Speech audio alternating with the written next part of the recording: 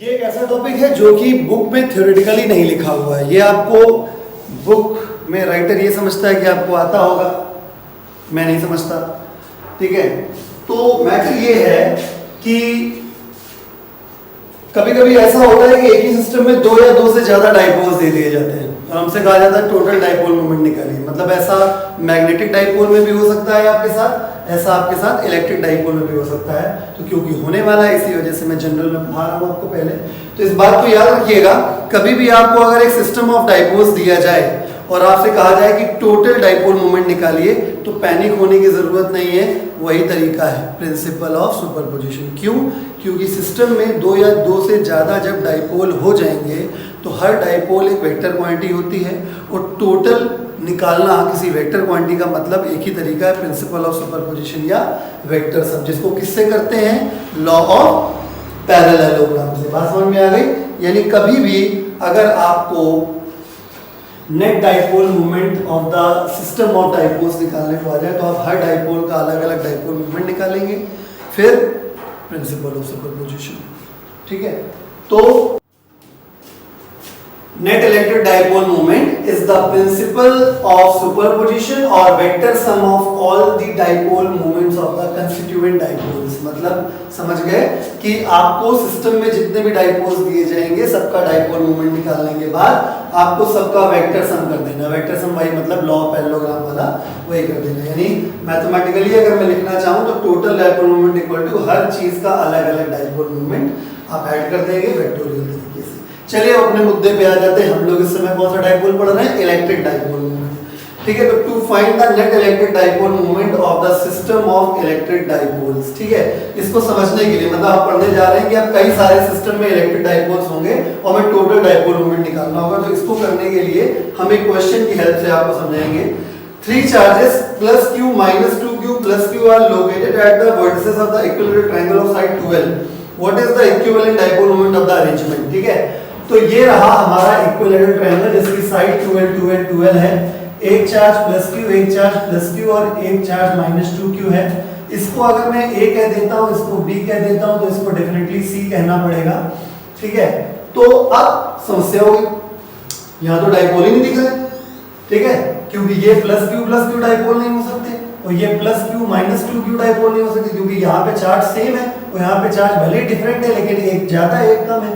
इसमें भी देखिए एक ज्यादा एक कम है, चार्ज डिफरेंट है, तो डाइपोल तो बना नहीं, डाइपोल है। इसको ऐसे देखिए, कैसे कि ये इस तरीके से ब्रेक हो गया, ये जुड़ा हुआ रखा था। ठीक है, यानी माइनस का क्यू ये हुआ, माइनस का क्यू ये हुआ, प्लस का क्यू ये हुआ और प्लस का क्यू ये हुआ। ये है बी, ये है ए और ये है सी। यहाँ ये हो गया सी। समझ गए बात को? इसका मतलब ये है कि ये डाइपोल देखिए माइनस क्यू प्लस क्यू एक dipole, minus Q plus Q एक डाइपोल, ये डाइपोल नहीं है, तो इसको मैं वैसे डॉट डॉट डॉट डॉट कर दे रहा हूँ, ये डाइपोल नहीं है। ठीक है, इसकी लेंथ 12 है और इसकी लेंथ 12 है। यानी एक बात तो तय हो गई कि ये जो AC वाला डाइपोल है इसका भी डाइपोल मोमेंट Q × 12 हो जाएगा और ये BC वाला जो डाइपोल है, ठीक है, तो फ्रॉम फिगर मैं लिख देता हूं, डाइपोल मोमेंट जो AC से बना हुआ है वो भी Q × 12 है और डाइपोल मोमेंट जो BC से बना हुआ है उसका भी Q × 12 है। Equation number 1। डाइपोल, अब अगला स्टेप क्या है? ठीक है, अगला स्टेप क्या होता है कि ये आपका डाइपोल मोमेंट का डायरेक्शन हो जाएगा माइनस से प्लस की तरफ। तो डाइपोल मोमेंट ऑफ AC वाला डाइपोल मोमेंट ये हो गया और BC वाला डाइपोल मोमेंट ये हो जाएगा।